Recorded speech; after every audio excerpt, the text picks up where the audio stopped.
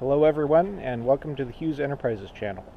This video is Chapter 1 to a start of a series featuring the 327 Federal Magnum cartridge. While this cartridge has been on the market for over 10 years now, in my research I've found very few resources and videos that really explain just how great the cartridge is. Most of the articles and videos out there are very basic technical descriptions from gun manufacturers and generic endorsements and paid magazine articles, all dating from close to 10 years ago. As an avid shooter and reloader, I believe that this caliber has a lot to offer, and I want this series to be the most complete source on the web for those researching the 327 cartridge. So why should you even care about the 327 Magnum? Well, out of a snub-nose revolver, like this SP-101, you can get muzzle energies that match and exceed those of the full-bore 357 Magnum in the same length 3-inch barrel. Velocities of over 1,400 feet per second, leading to very reliable hollow point expansion and deep penetration. At those velocities, we even get reliable expansion out of soft point bullets. They also have very manageable recoil, similar to 38 plus P, and nowhere near the blast and kick of a 357 snub-nose. Plus, as a bonus, if that wasn't enough for you, you get 6 shots in a 327, whereas you only get 5 shots in a 357.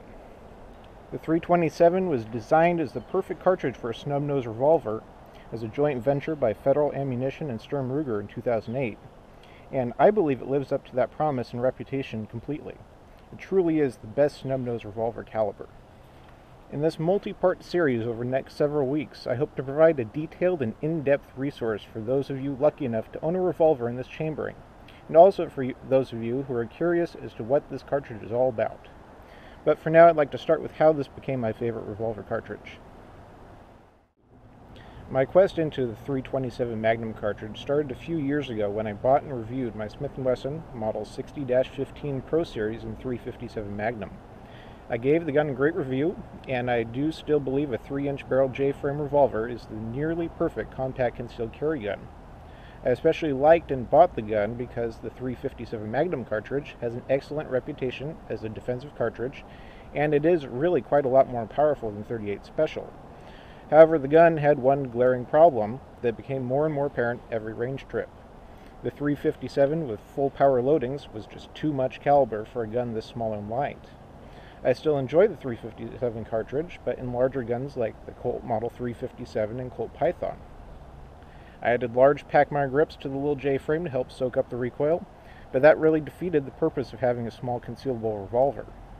125 and 158 grain full-bore Magnums were punishing to shoot, and the gun stopped being enjoyable to take out, and I didn't want to practice with it anymore. If you don't practice with your carry gun, you won't be proficient with it when you really need to use it.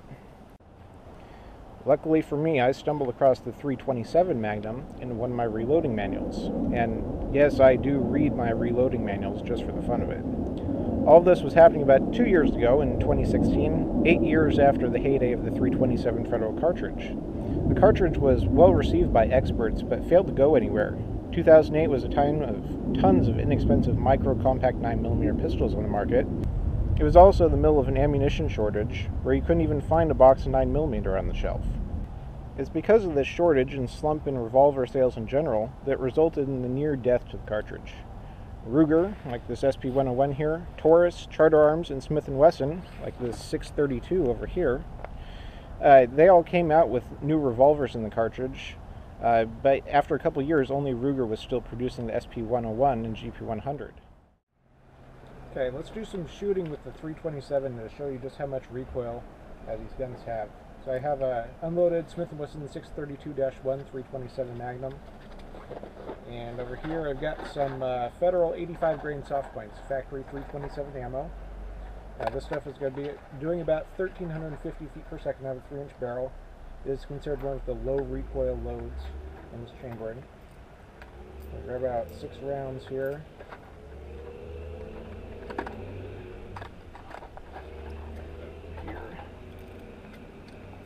And yeah, this is the neat thing about the 327 is you get 6 shots in this little J-frame.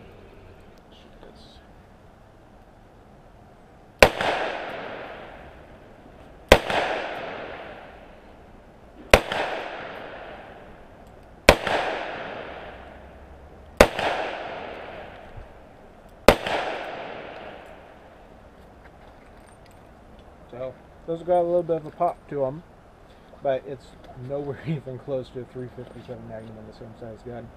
These are extremely manageable loads to shoot. So let's put a few more through it. Okay, 6 more with the 632.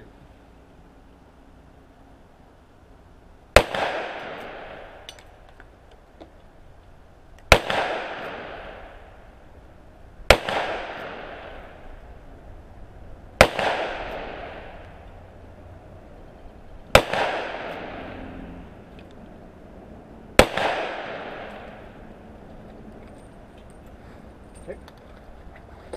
Let's try out the SP-101 next, and maybe we can get a little bit of comparison between the two. Okay, here's our early 2008 production SP-101 327. See how this shoots.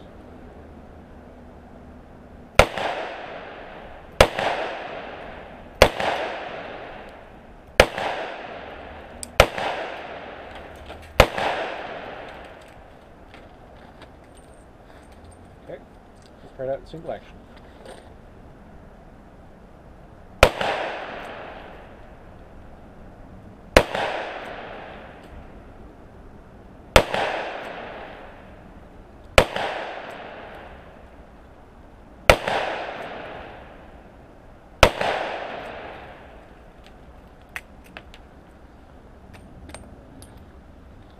Okay, let's see if we can get a few of these in slow motion.